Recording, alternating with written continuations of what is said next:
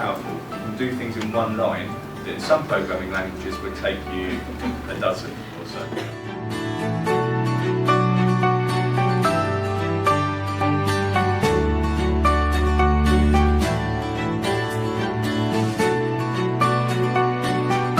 What we're going to try to do today is expand on what we've learnt already to be able to evaluate the potential of stem cells for curing disease, but not just stem cells, embryonic and or adult stem cells.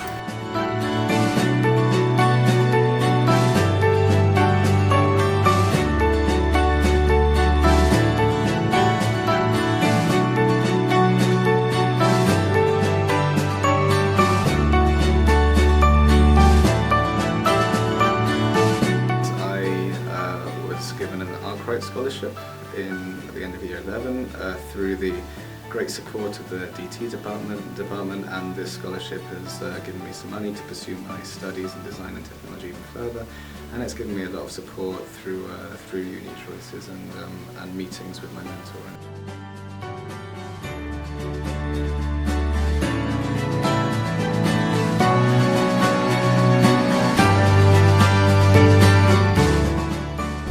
So we've got Martha and Christian from the sixth form. How would you describe a typical SJB student and their values? I think they're very driven towards a certain goal that they achieve. I mean, especially with the teacher input that you have, you're always reminded what you're actually working towards, which allows you to be really focused and gives the day-to-day work that you do a sense of purpose. And we're asked our opinion in class and different matters affecting the school. So I think we learn to be assertive and we learn to be confident in our opinion. That's especially important for girls, I think, anyway. Yeah, so it's not you're not being taught you're actually discussing quite a lot of the things that you're being taught with your teachers. Yeah. Making you develop your own opinions about. Engaging. Yeah, engaging. Yeah. And how are you encouraged to develop spiritually and act as role models? Spiritually, we're given lots of opportunities to explore our spirituality, whatever that means to different people. In sixth form, we have spiritual development once a week. We've had different speakers in. We've had a Holocaust survivor in. And what else have we done? Several members of the clergy, and for example, Father Peter comes in every Thursday between 1 and 3, so he talks with the students, engages with them spiritually. Friday mornings, there's always mass, and always more the mass is aimed more towards the student, explaining the gospel in more, relevant ways to student life instead of the kind of general application that you get in kind of Sunday masses. Martha's head girl and I'm deputy head boy. I mean, it's a day-to-day thing, so minor details that kind of accumulate towards setting a good example for the rest of the students is what I think really matters. It's the day-to-day things that really matter. How does SJB care for its students? It starts as soon as you walk in through our gates by the way we treat each other and the respect you show other people, because then the students, everybody feels more welcome and like this is the way to approach a conversation with people. We aspire to live by the gospel values, and the greatest of those is love, which is you show love to everybody, and that is a whole host of things such as the compassion, the forgiveness, the understanding. That's what people need. And the students and staff alike and parents and governors and visitors all experience that when they walk through our doors. No one feels left out. So how does SJB involve itself in the community? In lots of ways. We have many communities that we're involved in. The immediate community around us. So we do various activities and we involve the community, we invite them by letter. We have liturgies throughout the year. We have SJB Day, which is a fun day to raise money for the students going to Lourdes. We feed back through that for the parish newsletters, and we go and speak to parishes when we're raising money for Lourdes as well. We have the community around us that serves us when we come to away days and retreats and reflection days. We're well known within the community for serving each other and serving others very well. Helper in year 11 will keep me on track, because whatever you do, she'll make 10 times worse. The eclipse last year, where we arranged to have all the students out in the field to actually witness the eclipse. It's sort of one of those moments that only ever you're going to remember. It's once in a lifetime, you're going to remember it forever. And so we equipped them all with their glasses so they could view the eclipse and the science behind actually what was happening there, so they could understand that in the news as well. We've also had guest speakers come in. So, for example, last year we had Dr. Ben Goldacre coming in and talking to both parents and to the children as well about the use of statistics to mislead the public by the pharmaceutical companies, and how they do that for their own gain to make more money. And it was a really interesting and engaging topic that had the children talking, even when they were back at school as well. So we're here with the STARS committee. Explain your role as STARS. What kind of things do you do? Well, one of the things we do is we make charitable decisions, and we choose which charities get money from things like Lenten fundraising. Yeah, and we meet the charities personally, and so we're kind of like the representatives of the school, and we meet them, and we also talk to the governors' meetings. Yeah, and then afterwards we usually would put towards a assembly for the school to show where the money's going and how we're doing it, or different projects we're doing. Like last year we did trying to make a video for the Pope to show how our school represents us as showing service towards the teachers, towards public, and towards all of us together at school. We're also the voice of the students at SJB, so any complaints that we get, we deliver them to the teachers and make sure that they're sorted out. So how do you make sure Miss McGill listens to your advice and your recommendations? Well, we get to pick the member of staff who deserves the classroom award, so we get to pick like what's happening in the school and what awards get given out. We also hold like weekly meetings with Miss Hornby, who runs the STARS, and she can kind of feed back our like advice and things to the teachers. And as STARS, we also get to choose what things can happen in the canteen, and we also help us design this room, the hub, and yeah. These are our fellow digital leaders. We help others to use and understand their iPads to enhance learning experiences. We help the students solve problems with their iPads. This involves helping them when they have problems with their Wi-Fi and helping them understand why it's gone wrong and how they can prevent it in the future. We also trial new apps which we use in our lessons to enhance our learning, and we also search for new apps which will improve our learning in different ways. We've also run training sessions with staff and students after school and during form time, so that they can learn simple things like backing up their iPad to save their work. So what initiatives have you developed to support other students and teachers? So as Emily mentioned, we run training sessions in the hub where we teach younger pupils who maybe have just gotten their iPads, or people who are not so certain with their iPads, of the basics, how to use them and what you can do with them. We've also run a demonstrating apps in front of a staff learning group so that they can use those apps in their lessons to help everyone's learning. We help the technicians with the initial handouts and setups to make life easier for everyone. We also have our own website where it has frequently asked questions and has our contact information with our emails, so students, instead of having to have to find us, they can just drop us an email and then we can help them in that way as well. So, Miss Berry, what's your role? Well, really, it's just facilitating you guys, because you have all the ideas, you're the ones who drive it forward, so all I really do is gather you together so that we all know where we're meeting and when, but really you have always brought the agenda of the issues that are cropping up. Really, I just pull together your ideas and work out a plan and decide who's doing what, really, between us, don't we?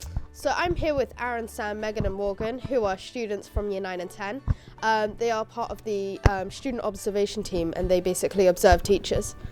So how does SJB make sure that learning and teaching continues to improve? So basically we're part of the student observation team. So we go into teachers' lessons and we observe like the kids, see what they're doing well, and then we tell the teachers how their lessons could be improved.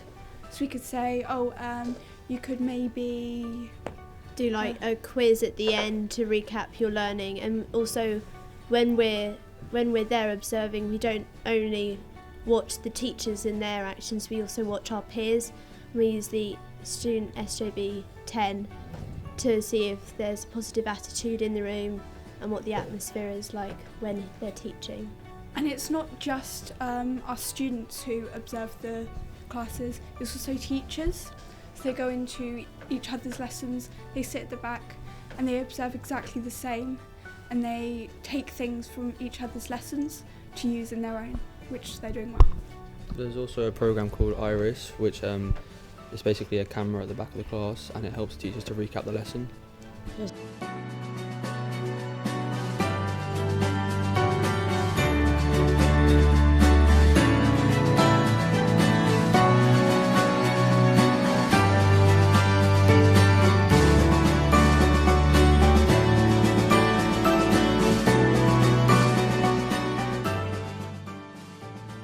So here we are with Ethan and Jenny. How are you encouraged to reflect on your learning? Well, for example, when we get our monitoring, which is basically our report, we set targets on how to improve and get a better monitoring for the next term. So for example, if my homework was graded at a 3, I'd like to say to myself, I will try and improve in my French homework and do it straight, once I get it, straight after school, to get like to a 1 or 2 in my monitoring. After English lessons, if we've done a piece of writing, we'll do peer assessment so we can write about EBIs and what went well and just see what we think of each other's work. And also generally after most lessons, the teacher will make us get up our mini whiteboards and we will use the traffic lights to see how we are doing. So a red would be we're not quite ready to move on, a green would be we are ready to move on.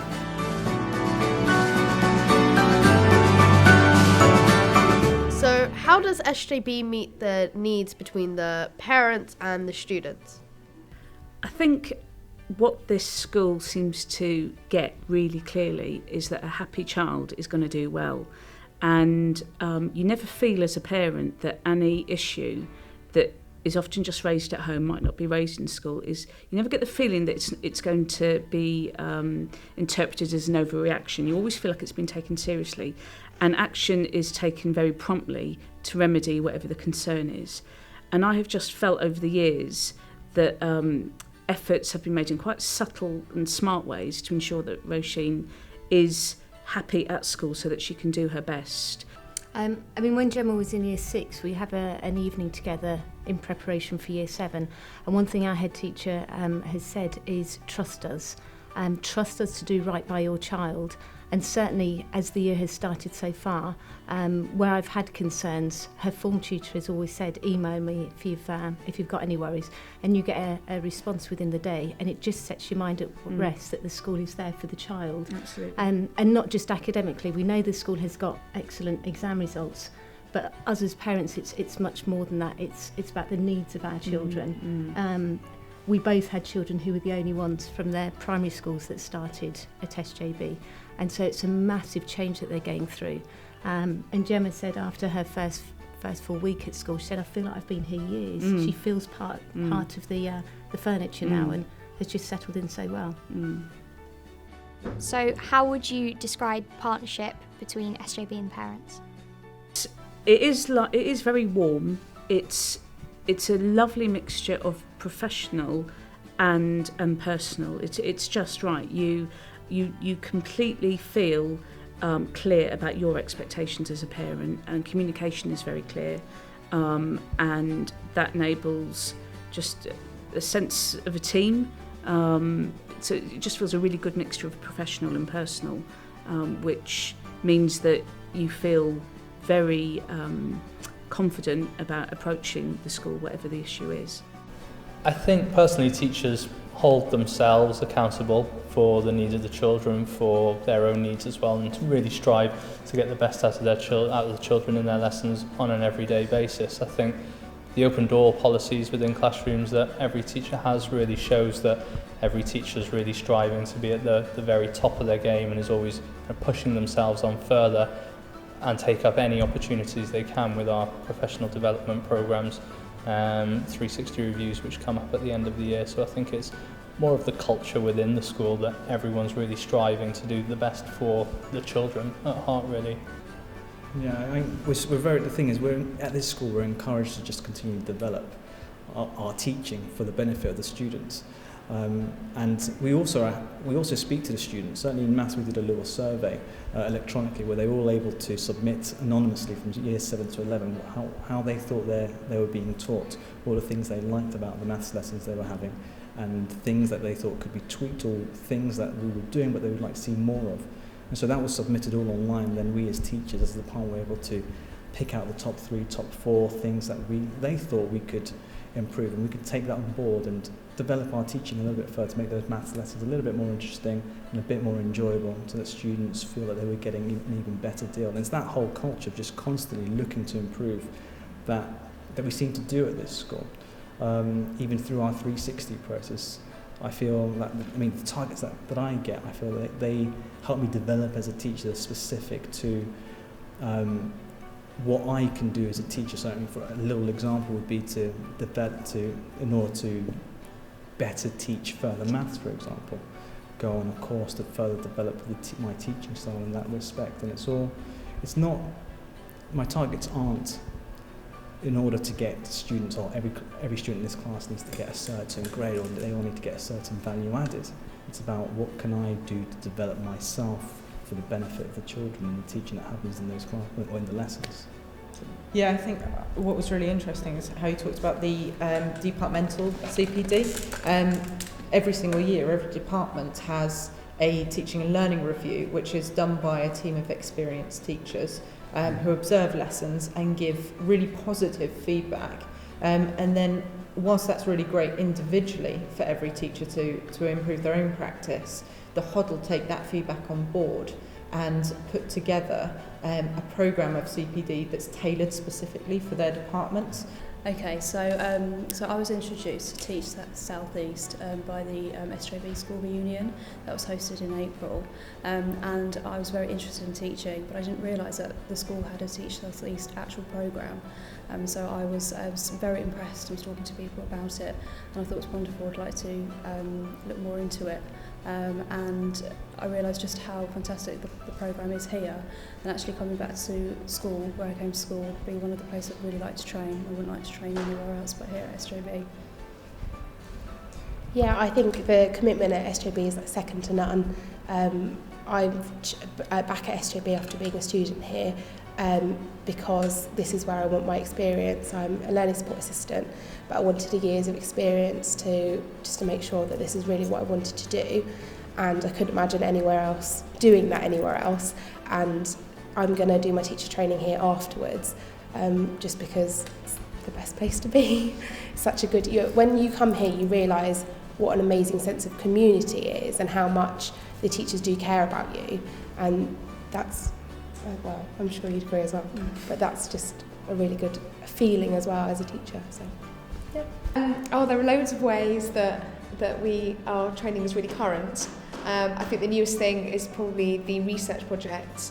So I've had the opportunity to apply for a research project that meant I could conduct my own research and then kind of feed my findings back to the rest of the school. And it was a really good way of really exploring kind of new and upcoming areas in teaching, and I really valued the experience. I think the most obvious example is Learning Group that meets twice a half term and has representatives from every department, and we sort of discuss new ideas and strategies, feed it back to departments and try new stuff. Yeah, and one of the things we did in Learning Group that I thought was actually quite good, we ended up visiting other outstanding schools, thinking, if we've got these skills, what are they doing that we're not doing? And off the back of that, we made some changes. One of them we made was changing Key Stage 5 form time to be more skills-based.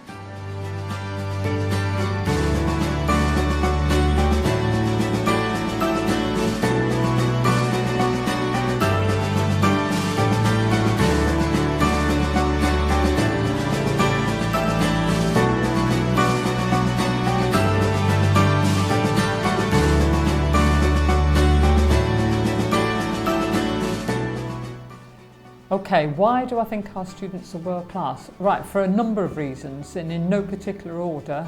First of all, our mission is to prepare, part of it is to prepare students to live and work in a global society. So we provide lots of different opportunities for people to take on leadership roles, and we try to ensure that the students leave us with good communication skills, that they're flexible, that they can work in a team. Our results are really good, but that's only part of what we do. We want all of our children to make a positive contribution to society, and not just in the UK. So everybody studies a language, all the children go abroad, and we try and ensure that all the children think globally. We're at the cutting edge of technology in the way that our iPads are used in lessons and in around school. So all the children have been involved in raising money to build our school in Africa, SJB Africa, and a number of students have visited there. But it is about preparing our students to live and work in a global society and in jobs that have not yet been invented. So trying to give them those skills to be able to do that.